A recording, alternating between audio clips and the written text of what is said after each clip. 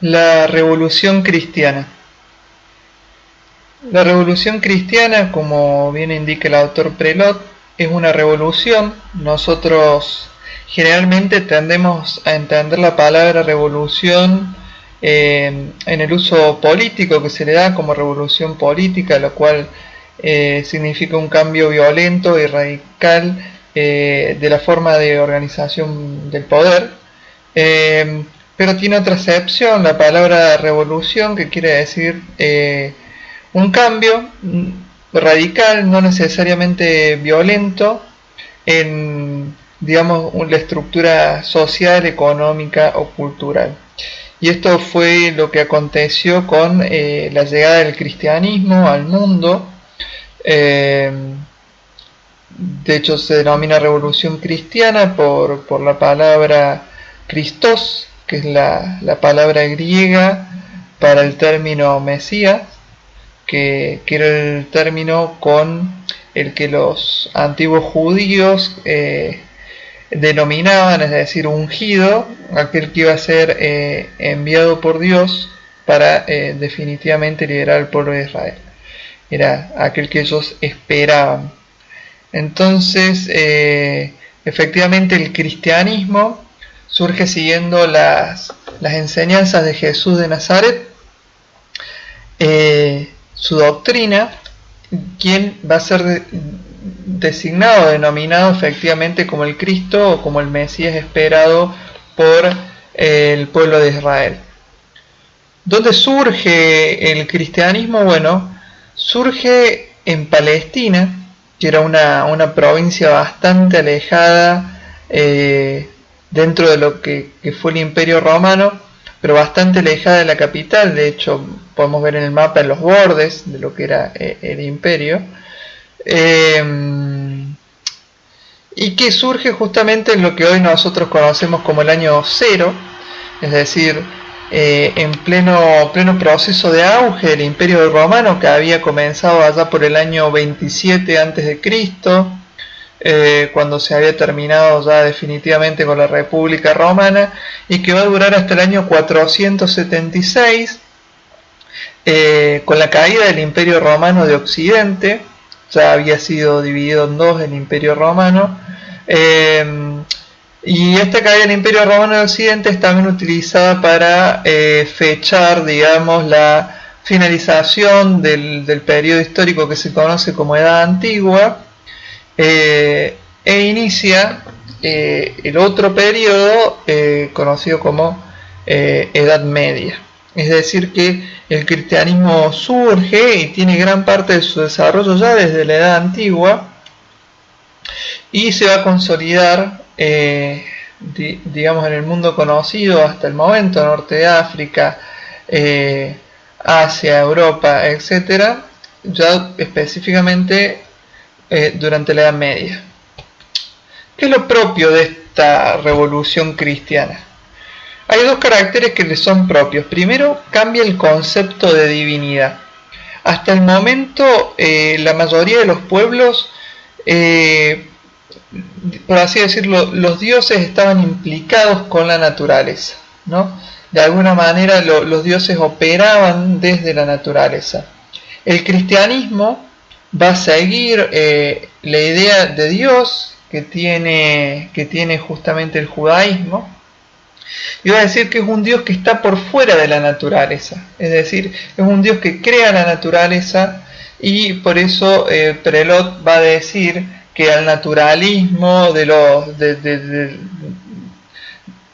clásicos, o el naturalismo de los demás pueblos, el cristianismo basado en el judaísmo va a imponer una metafísica. Y la segunda cuestión muy importante del cristianismo va a ser la idea que tiene de naturaleza humana. El cristianismo, de alguna manera, con sus creencias diviniza la naturaleza humana, ya que para los pueblos antiguos generalmente existía una división radical entre los hombres y los dioses. Para el cristianismo, el hecho de que Cristo o Jesús se haga persona está de alguna manera elevando la naturaleza humana a una condición divina. Y esto no va a ser menor, como veremos más adelante. Con respecto a esta revolución, tiene algunos elementos de continuidad con lo que era el mundo hasta el momento, y que la revolución no viene ni a cambiar ni a discutir. El primero de ellos es la unidad del mundo. Digamos, el cristianismo ve como beneficioso esta idea de que el mundo conocido, ¿no?, esté, por así decirlo, unido bajo el dominio del Imperio Romano, y esto hace mucho más fácil la difusión del mensaje evangélico, que hubiera sido mucho más difícil, por ejemplo, si los judíos o no hubieran estado integrados en el mundo, hubieran sido una comunidad cerrada, o como en la antigüedad hubieran sido esclavos tanto de egipcios como de babilonios. Entonces, no critican, al contrario, ven como beneficioso esta unidad del mundo.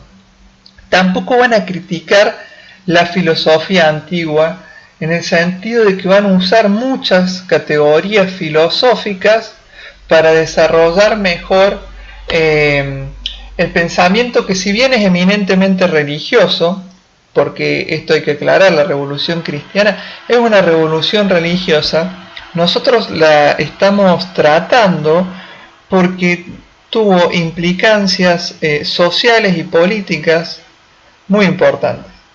Entonces, los mismos pensadores, los mismos teólogos del cristianismo van a utilizar las categorías creadas por la filosofía antigua, especialmente de Platón y de Aristóteles, como los casos que vamos a ver más adelante de San Agustín y Santo Tomás, y tampoco van a desafiar a las instituciones políticas, aunque más que desafiar, diría, tampoco van a discutir las instituciones políticas. Hemos estado viendo que tanto para Platón, para Aristóteles, para Cicerón y para otros pensadores anteriores al cristianismo, era muy importante tratar de encontrar el esquema institucional apropiado que garantizara la mejor forma de gobierno, que garantizara el mejor equilibrio. Esto, digamos, por así decirlo, no necesariamente que el cristianismo deja de importarle, pero sí pierde el papel central que había tenido en la discusión de los pensadores políticos anterior, porque vamos a ver que empieza la realidad a jugar en dos planos, en un plano material y en un plano espiritual. El plano espiritual es el plano eterno, es la verdadera realidad. La realidad física, material, es la realidad contingente, y de alguna manera para el cristianismo el proceso de nuestra vida, si bien es importante porque se juega la salvación eterna, es en vista esta salvación eterna que toma importancia. Es decir, que al fin y al cabo no importa tanto cuál sea la forma de organizarse políticamente, en tanto se puede vivir en armonía y se pueda, digamos, sentar las bases o las condiciones para que las personas, que vamos a ver qué significa este concepto, puedan desarrollarse y alcanzar la verdadera realidad, que es el plano espiritual, la vida eterna. Si hay algunos elementos de ruptura con este mundo antiguo, si no, no sería una revolución. Uno de los primeros, o el primero y más importante, es el cambio del concepto justicia por la caridad. Esta justicia que era tan cara a los romanos y que consistía, ¿no?, en dar a cada uno lo suyo, viene a ser reemplazado por el deber de caridad, y que implica hacerle el bien al otro independientemente, por así decirlo, de que se lo merezca o no. Esto no va a ser menor, porque va a implicar no solamente otra forma de relacionarse entre las personas, sino otra forma de que el Estado se conduzca, o se debiera conducir, porque al fin y al cabo el Estado no son más que digamos, personas organizadas en términos institucionales. Segundo elemento de ruptura es una idea de que hay una radical igualdad entre todos los seres humanos, o entre todas las personas. Esto es bastante revolucionario, porque recordemos que la antigüedad estaba cruzada por una cantidad de divisiones importantes, por ejemplo, entre judíos y gentiles, entre esclavos y hombres libres, entre griegos y bárbaros, y que estas diferencias no solamente son una diferencia, por así decirlo, de categoría, sino que son una diferencia cualitativa importante, ¿no? El hombre es el griego, el bárbaro es un animal, ¿no? El hombre libre es libre, el esclavo es una cosa, ¿no? Todos estos conceptos que tenían los griegos. Los mismos romanos también, que no tenía la misma pena matar a un ciudadano romano que matar a un bárbaro, el cual, si se atenía a ciertas circunstancias, no tenía ningún tipo de pena, era también como matar a un animal. Y por último, elemento de ruptura, el derecho natural. Sabemos que ya Cicerón había planteado la necesidad de regirse por el derecho natural, pero al ver que este derecho natural no cumplía un rol, o no podía cumplir un rol efectivo en el control de las instituciones y del poder en Roma, no va a hacer demasiado hincapié en su función real y objetiva. En cambio, el cristianismo va a tener, por así decirlo, la fuerza para justificar esta idea de que el derecho natural esté en un primer plano.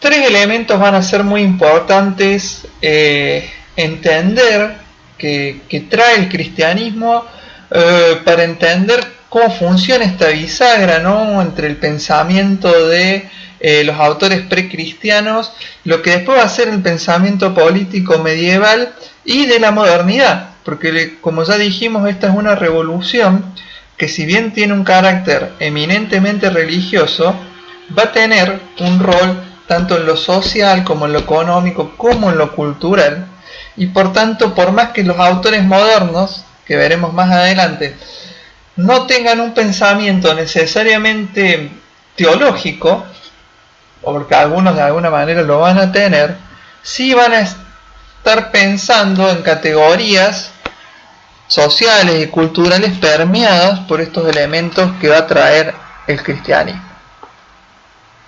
La primera, y que tiene más que nada que ver con lo que va a ser el pensamiento medieval, es esta idea de la naturaleza de la autoridad. La naturaleza de la autoridad, el cristianismo la toma de su rama judía, es decir, un aporte que le hace el judaísmo al cristianismo, de alguna manera,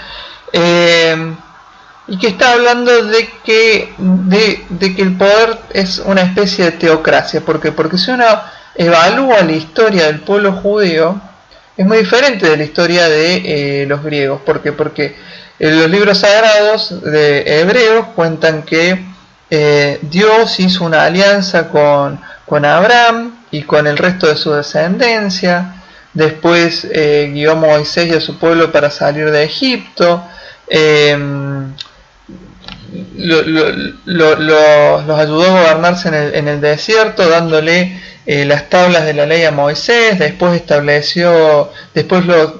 los judíos se gobernaron por un grupo de jueces. No les va bien, terminan pidiendo una autoridad monárquica, es decir, un rey. Dios, un poco a regañadientes, se lo da. Y por este segundo elemento que vemos acá, es decir, que todo esto va pasando, por así decirlo, con la guía de Dios. Los judíos nunca se preocupan por pensar y definir instituciones y definir esquemas de pesos y contrapesos, como ya hemos visto, pensaban los antiguos griegos, y que después lo van a retomar algunos autores romanos. Es por eso que estos monarcas terminan, al no tener ninguna institución que los controle, degenerando en una especie de tiranía, ¿no? un poco lo que ya los autores antiguos veían, ¿no? Que hacía falta un control institucional para que las formas puras de gobierno no se convirtieran en formas impuras. Entonces es esta idea, ¿no?, de que esta autoridad viene de Dios, al contrario de los pensadores griegos, ¿no?, que pensaban que la autoridad podía estar o se justificaba o tenía fundamento o encontraba su legitimidad, por ejemplo en la sabiduría, como va a decir Platón, o en la virtud, para el caso de la aristocracia, etc. Entonces,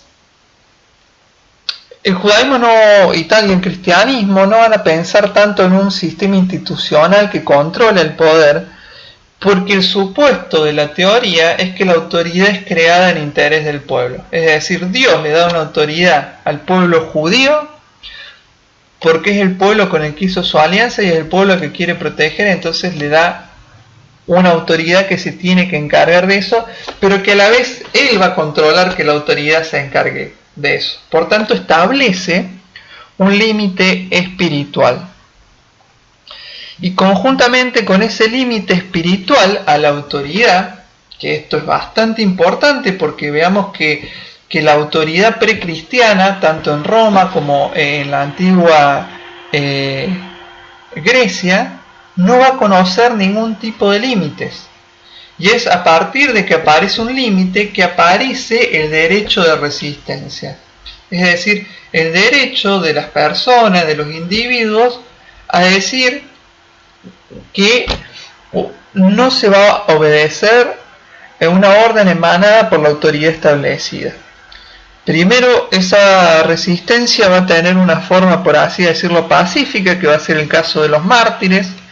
En los primeros tiempos del cristianismo durante el Imperio Romano, que al ser una religión perseguida, las autoridades estatales les van a imponer que dejen de practicar el cristianismo y que alaben a los dioses romanos. Estos primeros cristianos se van a oponer y esta oposición a la autoridad va a pagar con la muerte.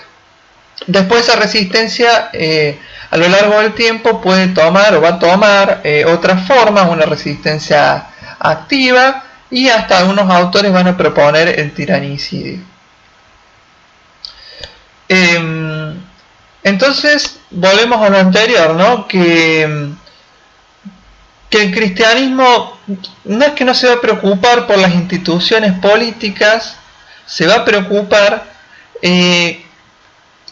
pero no va a estar tanto analizando cuál es la mejor forma de gobierno en el sentido de que sea la forma más estable, la más equilibrada, sino que lo que le va a preocupar de las instituciones políticas es de qué manera se controla que éstas, digamos, dejen espacio a, y acá aparece una de las cuestiones radicales, a la libertad individual para practicar libremente el culto. Esto va a estar muy relacionado al segundo elemento que va a aportar el cristianismo o esta revolución cristiana al pensamiento político, que es la primacía de la persona humana. Primero que nada, la idea de persona, ¿no? El concepto de persona va a surgir como categoría de análisis del cristianismo alrededor del siglo IV después de Cristo, y que viene de la palabra justamente latina persona y la palabra griega prosopon, que significa algo así como máscara de teatro, ¿no? Los actores del teatro griego utilizaban máscaras a la hora de actuar. Esta idea de que es una máscara de teatro indica de que cada persona es singular, es única. Y esta singularidad, esta unicidad, sumado, ¿no?, a la divinidad de la naturaleza humana, hace que toda persona sea única, irrepetible y por tanto con un valor infinito, ¿no? Esta singularidad es decir, que la persona tiene este valor infinito por sí misma y no por pertenecer a un grupo, es lo que hace a la persona libre, ¿no? Para los antiguos, por ejemplo, para Aristóteles, el todo era superior a las partes, entonces lo que verdaderamente tenía valor era la ciudad y no los hombres aislados. Recuerdan que los hombres aislados eran esto, eran una bestia o un dios. En cambio, para el cristianismo, esta idea de persona le está diciendo que el hombre, por más que aislado, tiene un valor universal y tiene una libertad que el Estado le debe reconocer. Por tanto, esta idea de persona va a sumar a lo que hablamos anteriormente con la autoridad, a la determinación de los límites del Estado, algo que, como ya dijimos, los antiguos no conocían. Y va a estar asociada a la idea de naturaleza humana, ¿no?, que va a plantear la radical igualdad entre los hombres, esto que mencionamos, que en la antigüedad el bárbaro, es decir, aquel que no pertenecía a la polis ni a los pueblos griegos, era prácticamente un animal, podía ser muerto, podía ser esclavizado, etcétera, etcétera. Y por tanto para los griegos como por ejemplo para los judíos de la antigüedad, la fraternidad estaba dada por la igual pertenencia a una comunidad. Es decir, yo estoy, o la antigüedad se pensaba, yo estoy obligado de alguna manera para con los miembros de mi comunidad, ya sea la ciudad-estado, ya sea mi religión, etcétera, etcétera. El cristianismo viene a romper esto y dice, hay una radical igualdad, estoy obligado contra cualquiera, independientemente de que sea mi religión o no, de que sea de mi comunidad o no, y es por eso que decimos que la fraternidad deja de conocer fronteras. Y por último, algo que va a traer muchos problemas, tanto en la Edad Media como creo que hasta el día de hoy, es la idea de la dualidad político-eclesiástica. Esto viene de